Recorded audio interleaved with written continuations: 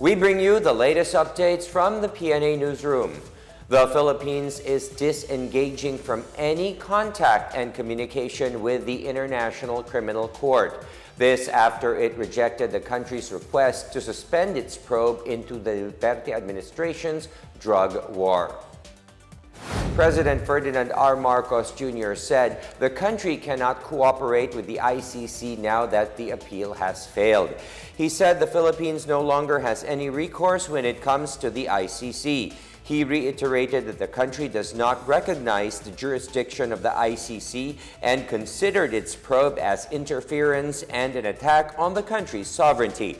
The Philippine government submitted a notice of appeal in February and an appeal brief in March to suspend the ICC probe on the war on drugs to be led by prosecutor Karim Khan. At this point, we essentially are disengaging from any contact, from any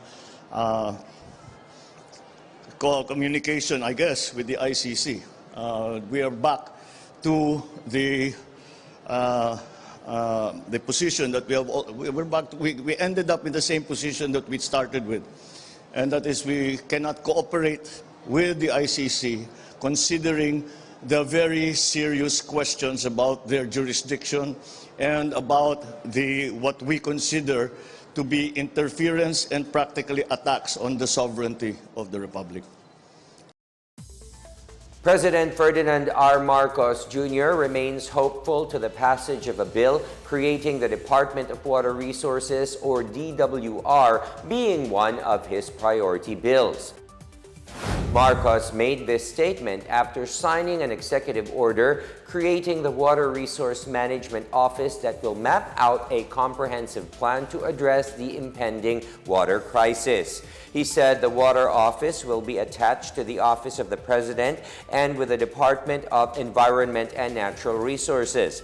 The President noted that the water management problem in the country not only involves irrigation for agriculture, but also for power production and flood control, among others. He underscored the need to build more water-related infrastructure. Marcos also hopes to learn from examples of water management around the world which the Philippines could emulate. Most of the major hotels in northern Mindanao are now fully booked as the Lenten break approaches.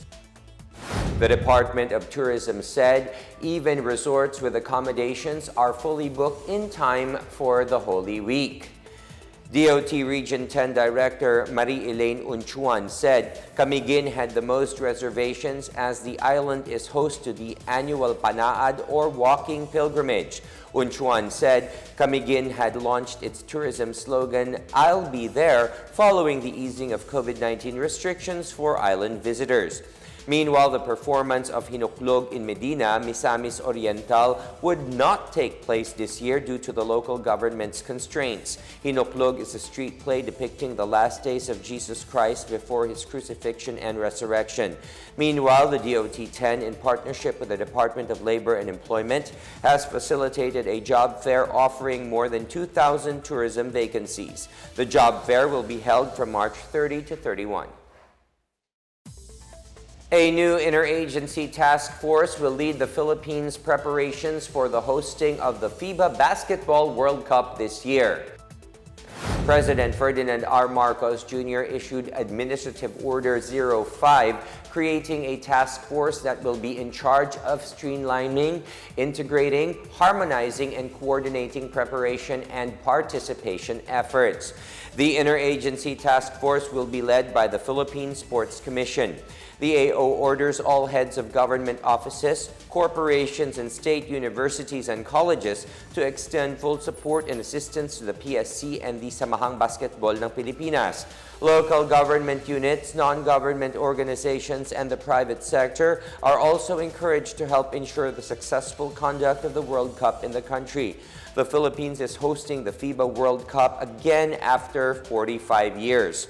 The group phase will be played simultaneously in the Philippines, Indonesia, and Japan from August 25 to 30, with the games here to be held at the Smart Arena Coliseum and SM Mall of Asia Arena. The finals from September 5 to 10 will be at the Philippine Arena in Bocaue, Bulacan.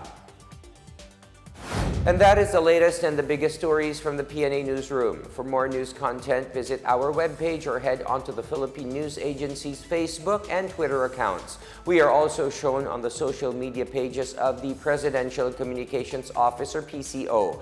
Please stay tuned for more news updates. I am William Theo. We tell stories that unite the nation.